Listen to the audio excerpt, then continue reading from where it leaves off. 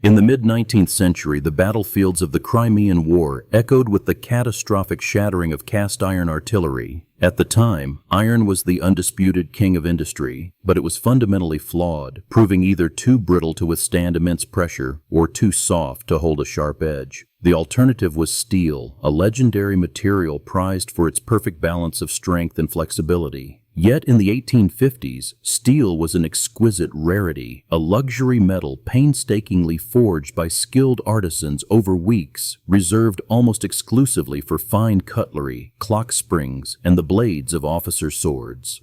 Enter Henry Bessemer, a prolific English inventor whose mind was entirely consumed by a seemingly unrelated military problem. He had designed a novel, elongated artillery shell that spun in flight, promising unprecedented accuracy and range. However, when he presented his ammunition to the French military, the tests revealed a fatal bottleneck. The traditional cast-iron cannon simply could not withstand the immense explosive force required to fire his heavy projectiles, frequently bursting into deadly shrapnel upon ignition. The inventor immediately recognized that his aerodynamic shells were useless without a gun barrel capable of containing their fury. He needed a material with the tensile strength of steel, but producing it in the sheer volume required for heavy artillery seemed like a logistical impossibility. The traditional cementation process involved baking iron bars in charcoal for up to 2 weeks, a method that was astronomically expensive and yielded only tiny batches. To solve his artillery dilemma, he would have to completely reimagine the metallurgical constraints of the era. Retreating to his London workshop in St. Pancras, he began a relentless series of experiments with reverberatory furnaces, attempting to fuse different types of iron to create a stronger composite. He built specialized kilns, manipulating drafts and fuel ratios, obsessively trying to melt pig iron and burn away the impurities that made it so brittle. The work was exhausting, hot, and yielded only marginal improvements, leaving him frustrated as he stared into the blinding glare of the molten metal.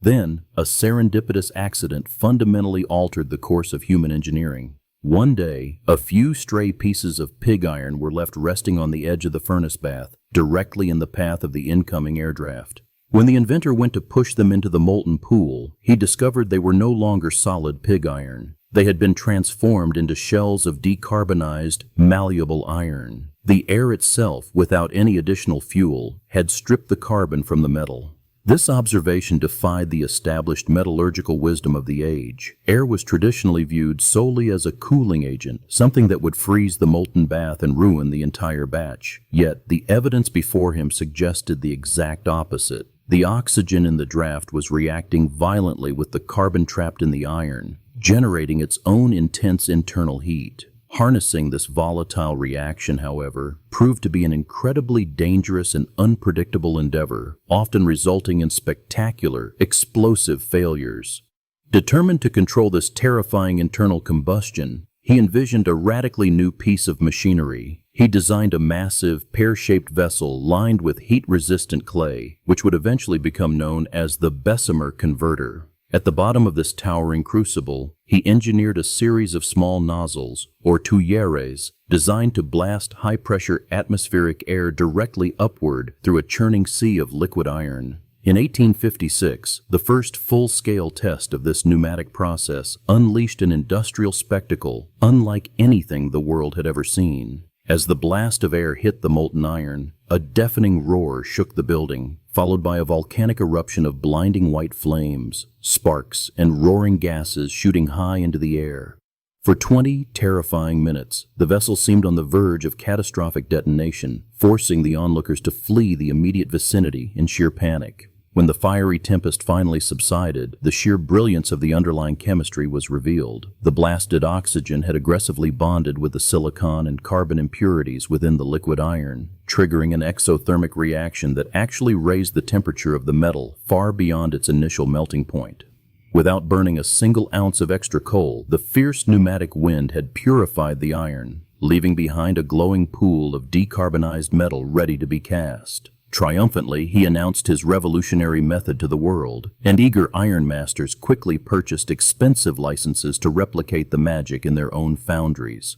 But the ensuing reality was a crushing humiliation. The metal produced by these licensees was hopelessly brittle, shattering like glass under the strike of a hammer. The inventor had unwittingly used a rare, phosphorus-free iron ore for his initial London experiments, completely unaware that the abundant phosphorus in standard British ores was fatally poisoning the new metal. As his reputation plummeted and the press labeled his invention a brilliant but useless parlor trick, other metallurgists raced to solve the fatal flaw. The most crucial intervention came from Robert Forrester Mouchet, a Scottish metallurgist who realized that the intense air blast was over-oxidizing the iron and removing too much carbon. Mouchet proposed adding a specific compound called Spiegeleisen, an alloy of iron, carbon, and manganese, at the very end of the blow to deoxidize the melt and precisely restore the necessary carbon levels. The integration of Mouchet's brilliant chemical additive with the violent pneumatic blast of the converter finally unlocked the holy grail of metallurgy. By 1858, the refined process could reliably and consistently transform low-grade pig iron into high-quality steel. What once took highly skilled artisans 2 grueling weeks to produce in 50-pound batches could now be created in 5-ton torrents in a matter of 20 minutes. This unprecedented acceleration triggered a colossal collapse in the price of the metal, slashing costs by more than 80% virtually overnight. The transition from luxury metal to a ubiquitous industrial commodity was sudden and absolute. The world suddenly had access to a material that possessed the structural rigidity of cast iron, but the immense tensile flexibility of wrought iron, all at a fraction of the historical cost. The immediate and most dramatic beneficiary of this metallurgical revolution was the rapidly expanding global railway network. Early iron rails were notoriously fragile, warping and splintering under the heavy load of steam locomotives, requiring dangerous and expensive replacements every few months. When the new, mass-produced steel rails were laid down, they endured the punishing weight of industrial transport for years without showing a single sign of wear. The sheer scale of this new production methodology physically altered the industrial landscapes of Europe and America. Massive foundries erupted across cities like Sheffield and Pittsburgh, their towering converters lighting up the night sky with rhythmic volcanic bursts of white-hot fire. Entire communities synchronized their lives to the roaring breath of these massive crucibles, forging the literal foundations of a rapidly accelerating modern era. Empowered by this sudden abundance of superior material, engineers began to push the boundaries of structural design far beyond previous physical limits. Suspension bridges that once strained under the weight of their own iron chains could now span vast, treacherous rivers with elegant, slender cables of high-tensile steel. The physical barriers that had long separated cities and nations were systematically dismantled by these soaring monuments of modern engineering. As the century progressed, this abundant, lightweight, and incredibly strong material catalyzed the birth of the modern metropolis. Architects realized they no longer needed to rely on massive, thick masonry walls to support the weight of tall buildings. By erecting a rigid framework of steel beams, they created the skeleton of modern civilization, allowing cities to grow dizzyingly upward into the clouds rather than just sprawling outward across the land.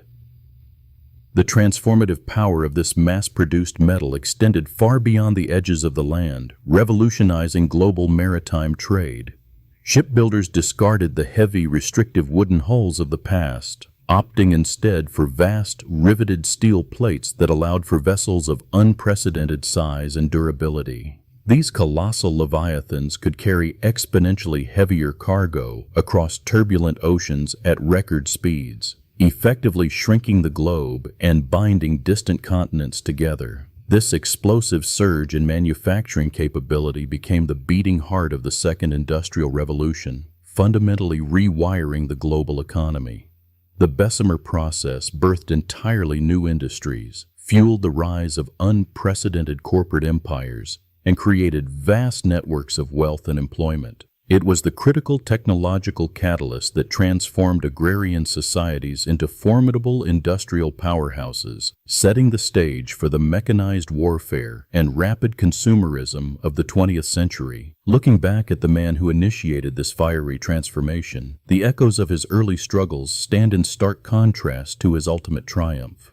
Henry Bessemer, once publicly mocked for his spectacular failures and brittle initial results, eventually amassed a massive fortune and received a knighthood for his contributions to science and industry. His relentless drive to solve a singular narrow problem with artillery shells had inadvertently cracked the code to building the future. This journey from a frustrated inventor staring into a small furnace to the architect of a global industrial paradigm represents a fundamental shift in human capability.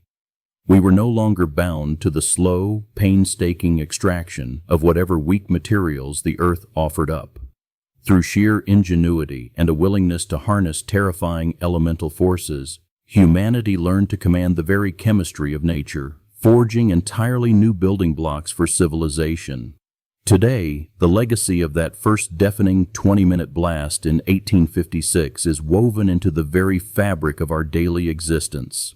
Every towering skyscraper, every sprawling suspension bridge, and every miles-long freight train owes its existence to the audacious idea of blowing cold air through liquid fire.